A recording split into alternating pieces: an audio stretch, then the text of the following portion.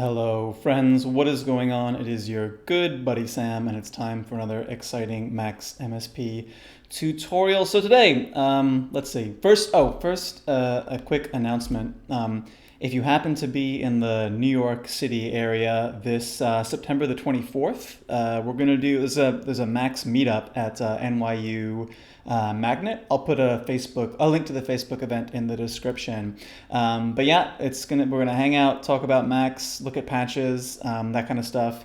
This is an unofficial Max MSP meetup, so not sanctioned by the corporate bigwigs at Cycling 74. So this will be a no holds barred Max event. Crazy crossing patch cords, crashing patches, feedback. Blood will be spilt. That's all I'm saying. It will be a literal bloodbath, but in a good way, if that's possible. So anyway, you should come by September the 24th. It will be a good time. So with that out of the way, what are we going to talk about today? Well, today we're going to talk about something we haven't talked about in a long time, and that something is Mira. Remember Mira? Anybody remember Mira? I certainly do. So Mira is the iPad app that lets you connect to your Max Patch and then control your Max Patch from the iPad. Pretty cool concept. You may or may not know that I worked on Mira. I wrote most of Mira in like 2012, 2013. And basically what happened is I wrote Mira and I took kind of a hiatus from Cycling 74 and then came back and did some more work on Mira. And Mira used to be a little buggy, a little whatever. And when I came back, I took a look at the code and thought, oh my God, what cracked out marmoset wrote this. And with some hard work and a lot of help from the other smart people, much smarter than I at Cycling 74, the new version of Mira, I hesitate to put too much enthusiasm out there, but I think it's pretty good. It's stable, it works, and now there's you can connect over USB, so the whole thing is pretty fast too. So anyway, today's going to be all about Mira, and I'm going to show you how to build something called an isomorphic keyboard using Mira and Mira Multi-Touch. So to get started, first buy Mira. It's only $10 now, and no, I don't get any kind of kickback or anything off that. So whether you buy it or not, it's not money in my pocket. So anyway, once you've bought Mira, open up your Max, connect your iPad over USB if you so choose, and then I'm going to make a new project here because there will be two Max patches in here, and let's call this like, I don't know, Miratorial, yes. And just save that and come down to this little plus, add new file. Let's make one called main.maxpat. And let's make another one and call it, let's just call it sawpoly.maxpat. Because we're going to be doing a little bit of polyphony here. So let's hold off on this saw poly patch for now. Just leave it off to the side. And back in this main patch, sorry if there's noise outside. There's across the street is literally some kind. I'm sure it's zoned light to heavy industrial around here, so there may be some kind of heavy manufacturing going on across the street. Nothing to worry about. Just my long-term health is probably at stake, but that's not a big deal, not for you anyway. But we're talking about Mira. So clearly the way to start doing Mira stuff is to make an object called Mira.frame. And in case you've forgotten, this is the golden rectangle where, although it's not in the golden ratio, but it is a golden rectangle where anything that you put in here will show up on your iPad. So if I push connect over here in the Mira app, after it connects, this little square turns green, and you can't see it, but I'm looking at the patch here on my iPad. And if I put a button in the middle here, you can see without clicking it, I'm just touching it on the iPad and it lights up here in the patch. So that's cool. But I don't want to make a button. The object that I want to work with is called Mira.Multi-Touch. Let's try that again. Let's try this one more time. Mira.Multi-Touch. Mira.Multi-Touch is pretty sweet. Basically, you just get to sync all your fingers into it, and then it'll give you touch data for all your fingers, and it can recognize taps, swipes, all that stuff. But we're not going to be using it for that today. First thing I'm going to do is change the background color to a luxurious blue. Yeah, that feels pretty good. Let's up the opacity a bit. That's starting to look real nice. The next thing I'm going to do is, oh, well, you saw, of course, I stretched it to fit the whole mirror frame window. So on my iPad now, I just have one big touchy area. I'm going to come down here and change the number of horizontal. You'll see if you open up the inspector for the Mira Multi-Touch, there are these attributes called horizontal regions and vertical regions. I'm going to change these to something like 7 and 6, maybe. Let's see how that, yeah, 7 and 6. Looks pretty good. And now when I touch these things on the iPad, the region that I'm touching lights up, which is cool. So what I want to do is basically get this so that when you touch any one of these regions, you play a note. And the simplest way to do that is just to make it so that every time you move your finger from one cell to the next, you go up by one semitone. And to figure out which region you're touching, there's an object that lets you do that, a helper object called mira.mt.region.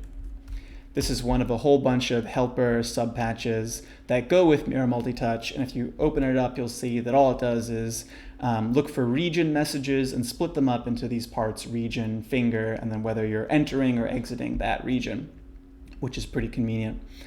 So I'm just going to take that and then basically just use this to control an oscillator and an ADSR.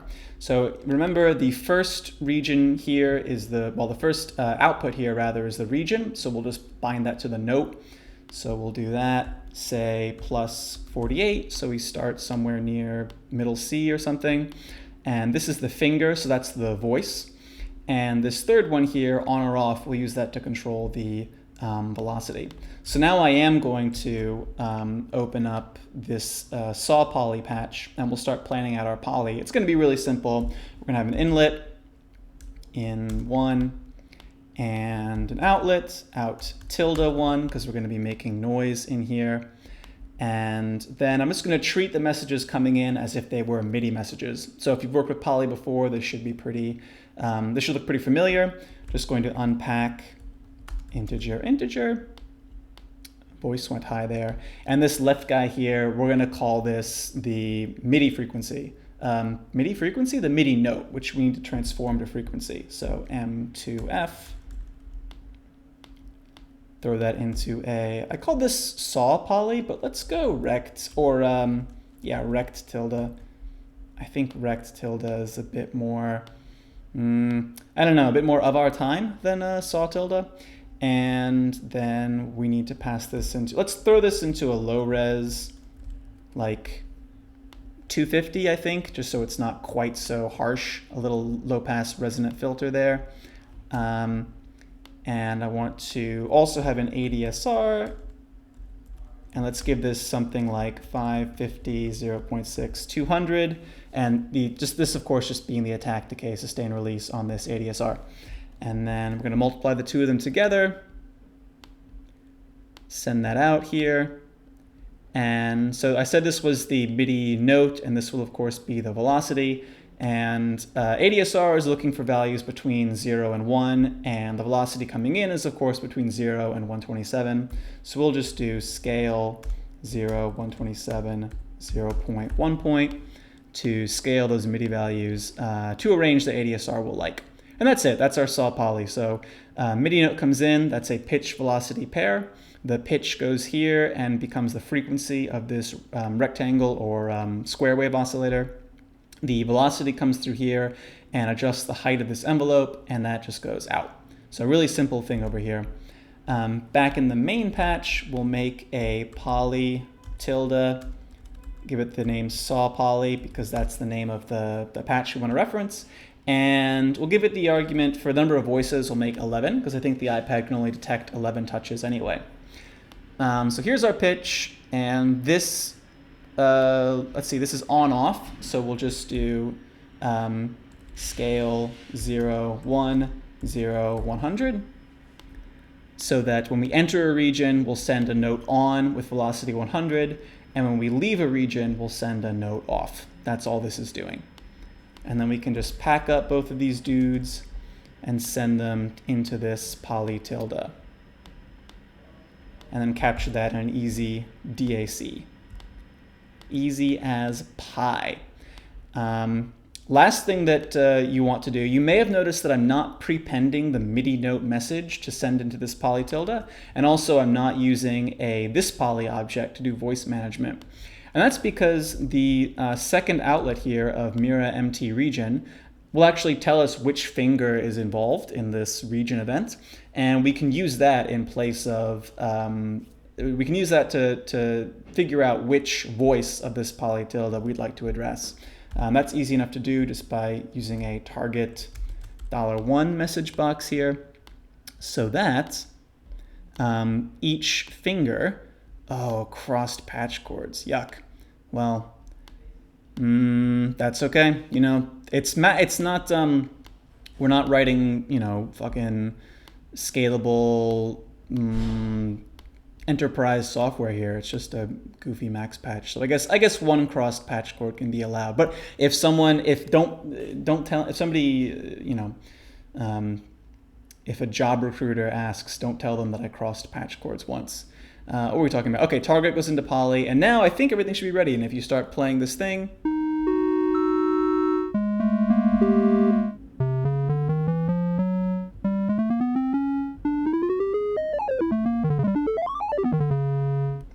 there you go. You can drop your hand in here and get all kinds of wonderfully unpleasant sounds.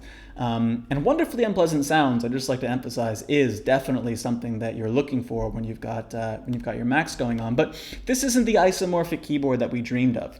When I talk about an isomorphic keyboard, right now we've got it so that you move to the right by 1 and you go up by 1 semitone, and you move down by 1. And you don't always go up by 1 semitone. So the way these regions work, you actually go up by 7 semitones. Because the way these regions are numbered is this one on the top left is 1, or 0 rather, and then 1, 2, 3, 4, 5, 6, and the next row goes 7, 8, 9, 10, 11, 12, etc., etc., etc. And so every time you move vertically, you go up by 7 semitones, and going horizontally, you go up by 1 semitone. So I think that means that, yeah, that's actually kind of nice. It means that every pair of adjacent notes vertically is actually a perfect fifth, which is not bad. We could have been in a much, if we'd gone with one fewer column, they would all be tritones, and that would have been a real mess, wouldn't it? But we don't have to do, we can use our own arbitrary, we can use a different mapping of horizontal and vertical segments if we like, by explicitly calculating the column and the row given a particular region number. So if, for example, we come over here and take this region number, and instead of making it, so instead of using the region number as is right here and adding 48 to it, we can use the modulo and integer division operators to give us a column and a row. So if over here we do modulo, and over here we do, my sister just walked in, and like every day we go down to the local, like basically what I would call a mega bodega, and buy like half a kilogram of nuts to munch on in the office. And Cassie just brought in maybe like an entire rainforest worth of nuts and fruit. So that's good. I just wanted you to know that my snack situation here is taken care of. But let that not distract us from the matter at hand. So this will tell us the number of which column we're in, this modulo. If we go modulo the number of elements, the number of rows, sorry, the number of columns. If we go modulo the number of columns, this guy will tell us which column we're in. And if we go integer division the number of columns, this will tell us what row we're in. So what I'm going to do is use an object that you may not use super often, but is very, very helpful. And that object is called getAdder. getAdder. And I'm going to go @adder h segments. And this will tell us how many columns are in this Mira Multi-Touch. If I connect this middle outlet up to the middle Multi-Touch and make a button here and hit this bang, you'll see that it spits out a 7 because there are 7 columns in this Mira Multi-Touch. And if you also add in here the @listen attribute and go @listen1, Then when you change the number of columns, say to 8, you can see that it spits out a new number automatically. Very handy. Let's set it back to 7 for now. Actually, 8 looks cool. Let's leave it at 8. And I'm going to replace this button with a load bang so that when we open the patch, it will get the number of columns right away without our having to do anything. And then I'm just going to use this value here, the retrieved number of columns, here as the argument for this modulo and division operator here. And now this is the really key part, is now that we've got the row and the column, we can take each of those and multiply them by a different number. And whatever we multiply that value by, it's going to be how much we move up in pitch when you move either vertically or horizontally in this isomorphic keyboard. So if I multiply each of these by 1, then that simply moves us, and then add them together. That simply moves by 1 semitone when we go in the vertical or in the horizontal direction. So now if I start touching this thing, except I need to hit this load bang again. There we go. And this configuration is actually kind of useful for playing different chords and shit. Or for playing different melodies, rather. But there are other configurations that are interesting as well. So if, for example, you multiply, this guy over here is going to be how far you go in the horizontal direction, and this guy over here is going to be how far you go in the vertical direction. So if I throw a couple number boxes in here, and then take the horizontal guy up to, let's make horizontal 1 and the vertical multiplier 4. Or let's make it 3. 3 is a minor third. 3 semitones is a minor third. So now, adjacent notes here, this will be a minor third. And 3 like this is diminished triad. And you can do cool stuff like that just by moving in a column. One thing that's nice about this this arrangement is that if you want to do kind of like Middle Eastern sounding or kind of Arabic sounding scales, where you have kind of minor seconds next to minor thirds, it's really easy just to kind of you draw these kind of staggered square shapes, and you get a nice sounding little scale.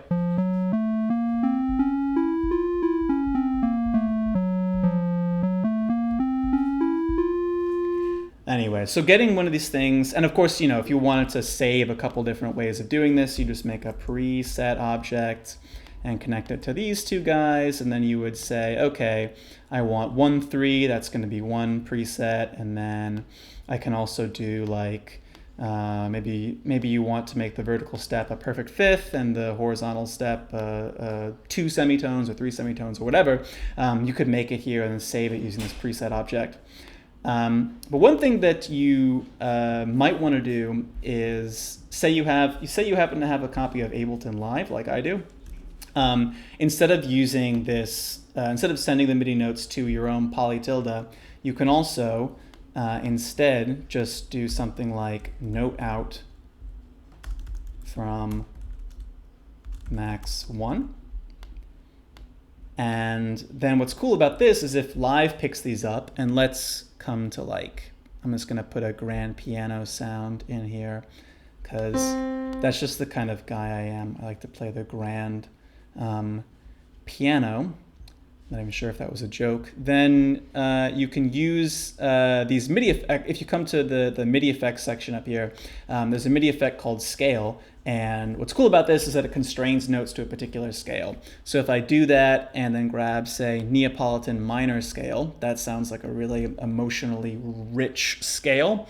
You can just sort of like smash your fingers down into this patch. Bad example. Smash your fingers down into this patch. Another bad example. There you go. And because the notes, oh, you know what? It's not working because in Live, I need to change this MIDI from to be from max 1. There we go. And now basically wherever you put your fingers down in this patch, you're going to get a nice sounding chord, which is cool.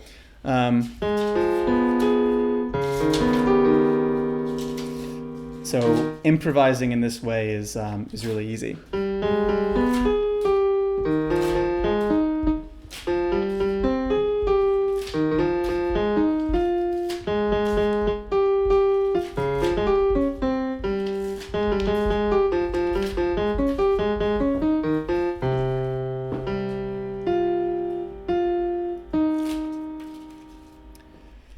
So you get the idea. So anyway, that's kind of some cool stuff that you can do with the Mira Multi-Touch object and these isomorphic scales. I hope that it ends up being useful to you.